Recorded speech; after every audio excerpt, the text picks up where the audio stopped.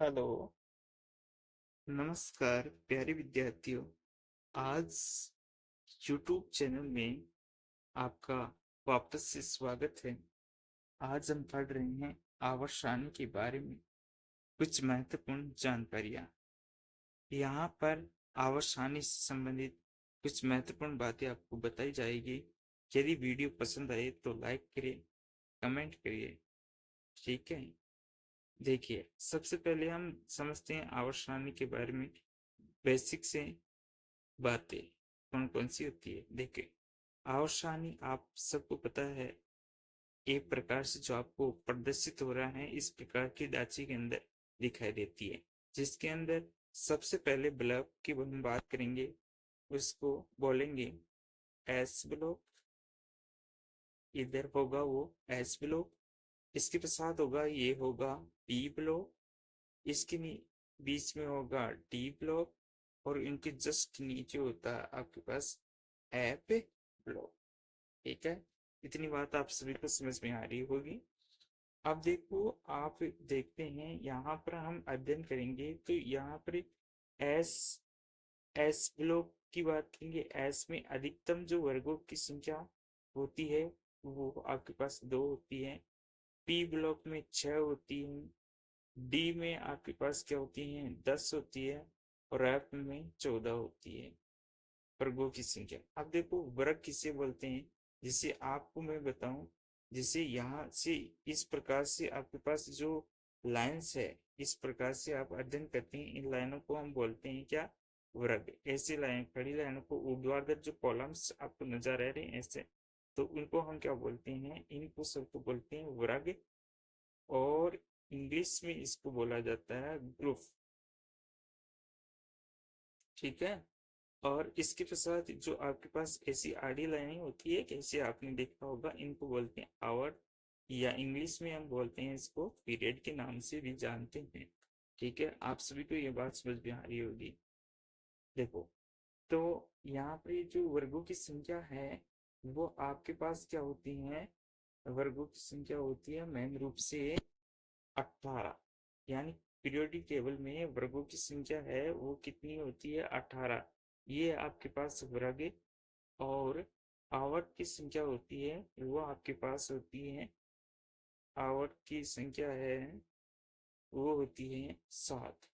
ठीक है, आवर्त आपके पास होती है 7 और वर्ग होते हैं 18। ये आपको बहुत इंपॉर्टेंट बात है, वो ध्यान रखनी है। आप सभी को पता है वर्ग, इस प्रकार की जो लाइनें आपके पास पीरियोडिक टेबल में नजर आएगी, जिसे हम बोलते हैं एक तो हॉरिजेंटल। ठीक है, हॉरिजेंटल, इसको इंग्लिश वर्ड के नाम से बोलेंगे हॉरिजेंटल कॉलम्स। और ये आपके पास वर्टिकल होंगे, तो वर्टिकल होगा वो आवर्त है। ठीक है, और हॉरिजेंटल है वो क्या है, आपके पास वर्ग है। इतनी बात आप सभी को समझ में आ रही होगी। अब देखो, यहाँ पे क्या होते हैं, ये आपके पास क्या होते हैं, भूल जाते हो कि एस कक्ष के अंदर क्या होते हैं, वर्ग की संख्या कितनी होती है, 2। पी के अंदर क्या होती है, वर्गों की संख्या कितनी है, 6। डी के अंदर क्या होते हैं, 10। और एफ के अंदर क्या होते हैं, 14 होती है। आपको याद कैसे करना है, जैसे आपने पढ़ा होगा, इलेक्ट्रॉन कॉन्फ़िगरेशन भी पढ़ा होगा, ऐसे थोड़ा सा ट्रिक से याद रख सकते हो, वैसे ट्रिक है आपको याद रखने के लिए बता रहा हूँ कि एस कक्ष में अधिकतम इलेक्ट्रॉन 2 पाए जाते हैं। पी कक्ष में 6 इलेक्ट्रॉन में पाए जा सकते हैं। डी कक्ष में क्या होते हैं, 10 इलेक्ट्रॉन भरे जाते हैं। और एफ में क्या होते हैं, 14 इलेक्ट्रॉन भरे जाते हैं। ऐसे आप क्या कर सकते हो, याद कर सकते हो इनको। ठीक है, उम्मीद है कि इतना बात समझ में आई होगी। अब देखो, हम देखते हैं, जैसे ऊपर से, जैसे ये आपके पास वर्ग हो गया, जैसे मान लो एक वर्ग की हम बात करते हैं, जैसे एस ब्लॉक के वर्ग की बात करते हैं, एस जो ब्लॉक्स होता है उसके वर्ग की हम बात करते हैं। तो जैसे ऊपर वाले जो ब्लॉक्स हैं उसमें जैसे हाइड्रोजन तो ऊपर होता ही है, हाइड्रोजन, लिथियम है, सोडियम है, आपके पास पोटेशियम है, रुबेडियम है, इसी प्रकार सीजियम है, फ्रांसियम है। आप सभी को पता है फ्रांसियम एक प्रकार का रेडियो एक्टिव एलिमेंट है। ठीक है, हम देखते हैं ऊपर से नीचे आते हैं, उसको हम क्या बोलते हैं, इनको बोलते हैं वर्ग। क्या बोलते हैं, वर्ग या ग्रुप। ठीक है, इतनी बात आप सभी को पता है। अब देखो, ऊपर से नीचे आते हैं तो साइज लगातार कंटिन्यूअसली क्या होती जाती है, इंक्रीज होती जाती है। ऐसा क्यों? यानी साइज है वो आपके पास क्या होते हैं, ऊपर से नीचे वृत्त के अंदर हम साइज की बात करेंगे तो वृत्त के अंदर साइज क्या होती है, इंक्रीज होती है, यानी इंक्रीज होती है। ऐसा क्यों होता है?